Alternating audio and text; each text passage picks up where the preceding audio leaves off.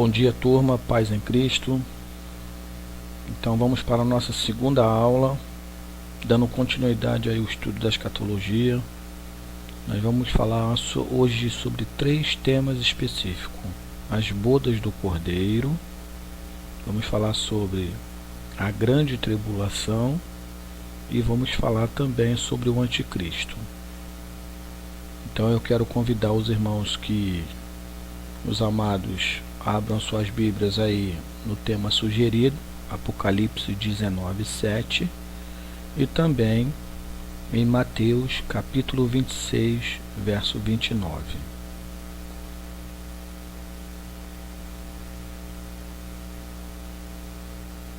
Vamos ler primeiramente Mateus 26, 29.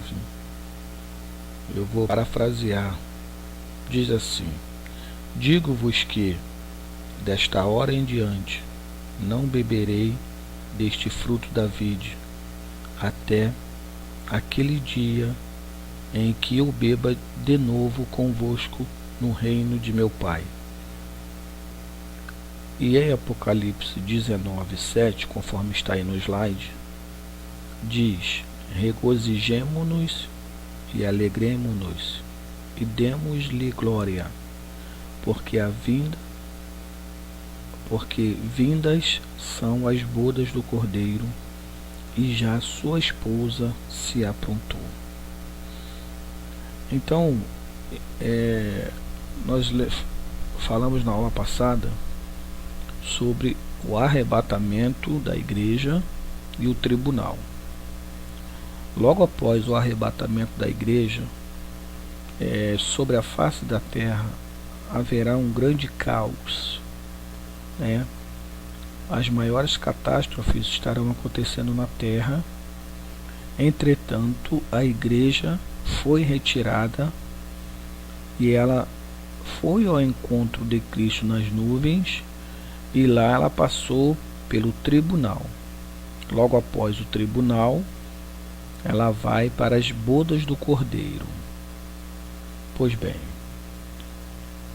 no próximo slide aí, observamos o seguinte: após a avaliação de Cristo das obras de seu servo diante do tribunal, ele, então, conduzirá sua noiva para o palácio real, onde se encontra a sala do banquete. Cantares capítulo 2, verso 4. Quando então terão início as bodas do Cordeiro. Então, bem fácil de entender que após as nossas obras passarem pelo tribunal de Cristo, nós estaremos sendo conduzidos para esse grande banquete, né?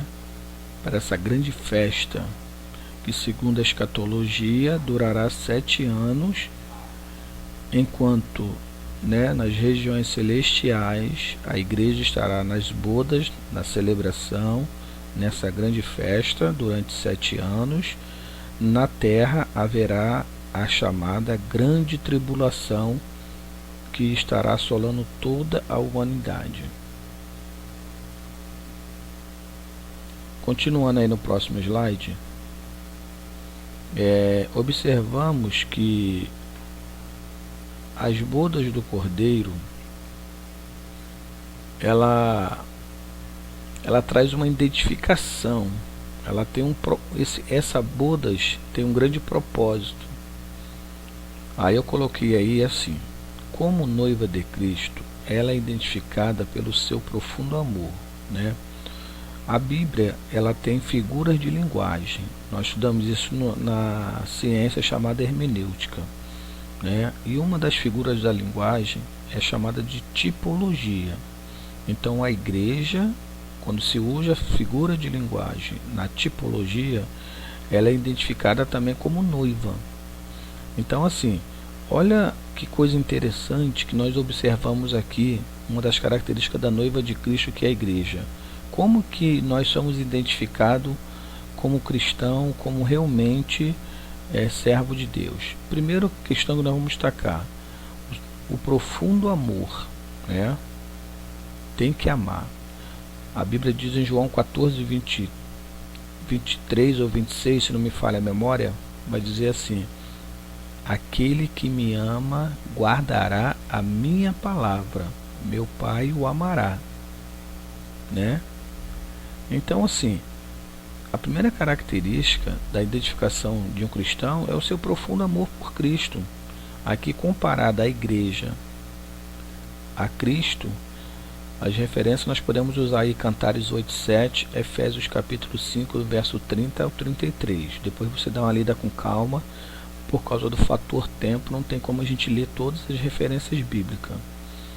Segundo identificação da igreja, seu leal compromisso, né? 1 de João capítulo 1, verso 3 e 7 e 1 de Coríntios capítulo 1, verso 9. A próxima identificação da noiva com o noivo, da igreja com Cristo, é sua pureza, né? Levítico capítulo 21, verso 23, 2 de Coríntios capítulo 11, verso 2 e Apocalipse capítulo 14, verso 4 e por fim Isaías 62, verso 5. Uma outra característica que nos identifica como noiva de Cristo, a sua preparação, né? Tem que estar preparado. Como nós vimos lá no primeiro slide, os sinais estão aí. Salmo 45, verso 10 e verso 11, Gênesis capítulo 12, verso 1. Sua firme esperança. Também nós temos que ter esperança, né? Mesmo nas situações adversas, mas nós não devemos perder a esperança da volta de Cristo. Apocalipse 19, 9. A sua preparação, né? Então nós temos que estar preparado sempre. Mateus 25, 7. E o seu alvo maior, qual é? Um lar futuro, né? Nós não somos deste mundo, nós somos forasteiros nessa terra, estamos aqui apenas de passagem, conforme está aí em Filipenses 3, 20, 21 e João 14, do 1 ao 3, aonde o Senhor faz a grande promessa que foi prepararmos um lugar. Então, assim, aqui se destaca nesse slide a maior identificação da noiva com o noivo. Então nós, enquanto igreja, que é a noiva, temos que ser identificado por essas características. No próximo slide, o Apocalipse descreve o tempo em que a noiva se aprontou. Seu vestido é todo bordado e branqueado no sangue do Cordeiro. Salmo 45, 14 e Apocalipse 22, 14. Pois ninguém pode entrar naquela festa com vestidura estranha. Sofonias 1:8, Mateus 22, 11. Então sabemos muito bem, irmãos, que toda festa, humanamente falando, a gente vai preparado, a gente vai adequado. Existem algumas vestimentas ou vestiduras que a gente não consegue entrar em determinados ambientes, né? É uma outra figura de linguagem na Bíblia, né? Vestes de salvação, né? Isso é chamado de veste de salvação. Já que tem uma festa, nós temos que nos preparar para estar nesta festa. Nesta grande celebração, a igreja tornar-se-á o centro de todas as atenções. Terá chegado o momento de Cristo apresentar os fiéis e confessá-los diante de Deus Pai. Mateus capítulo 10, verso 32. Então é nesse exato momento, né, que nós estaremos sendo apresentados e Jesus Cristo vai confessar diante do seu Pai e vai testemunhar e testificar sobre a sua noiva, que somos nós, a igreja. Quando se fala de bodas ainda aí no próximo slide, observamos que entre os judeus as bodas eram celebradas durante 7 dias com grande alegria, conforme está lá em Juízes 14, 12, 15, 17 e 18. As bodas de Jacó duraram 7 dias, Gênesis 29, 27 e 28.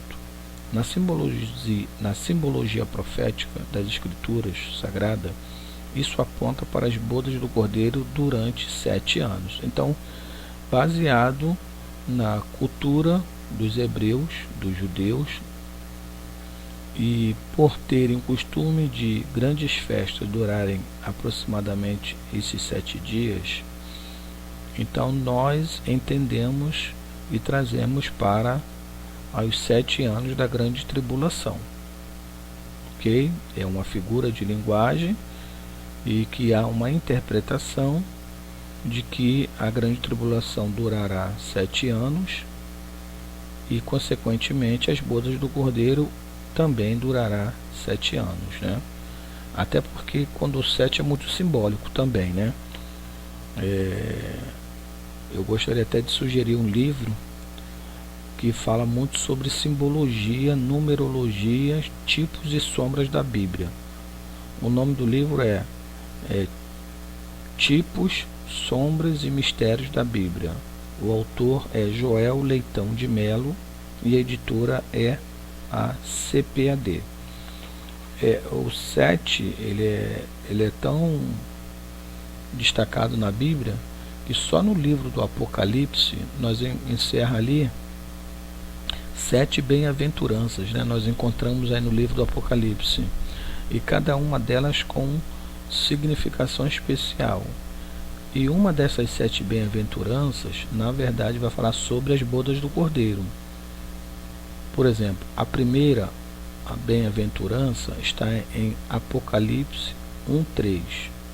A segunda em Apocalipse 14:13. A terceira em Apocalipse 16:15. A quarta, Apocalipse 19:9, que é justamente as bodas do Cordeiro. A quinta, Apocalipse capítulo 20, verso 6. A sexta, Apocalipse capítulo 22, verso 7. E por fim, a sétima, Apocalipse 22:14. Ainda no próximo slide você observa aí que a ceia das bodas do Cordeiro será um cumprimento das palavras de nosso Senhor, como nós lemos aí no começo, né? Mateus 26, 29.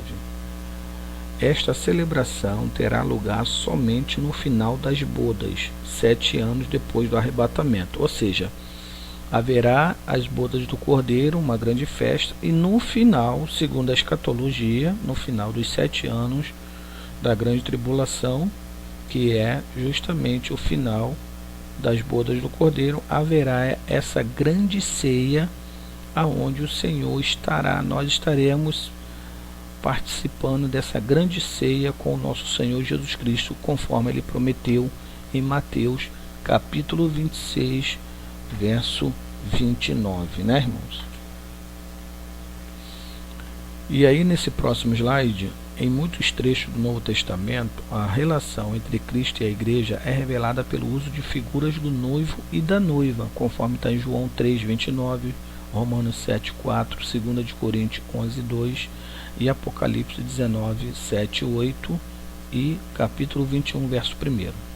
Na transladação da igreja, Cristo aparece como noivo que leva a noiva consigo, para que o relacionamento que foi prometido seja consumado e os dois se tornem um. Aí está a consumação, né? Aonde a igreja deixará de ser a noiva e agora ela passará a ser a esposa e será somente um, né? Como Cristo prometeu, né? Que nós seremos semelhante a Ele, teremos um corpo totalmente, né? Eterno, aonde seremos uma só, a noiva e o noivo, como se consuma no casamento, como diz o texto em Efésios, agora é uma só carne. Então seremos semelhante a ele nessas bodas do Cordeiro. E aí nós encerramos aí essa primeira parte do nosso slide. Então nós vamos partir já para o segundo tema da aula de hoje. Que Deus nos abençoe. Paz em Cristo.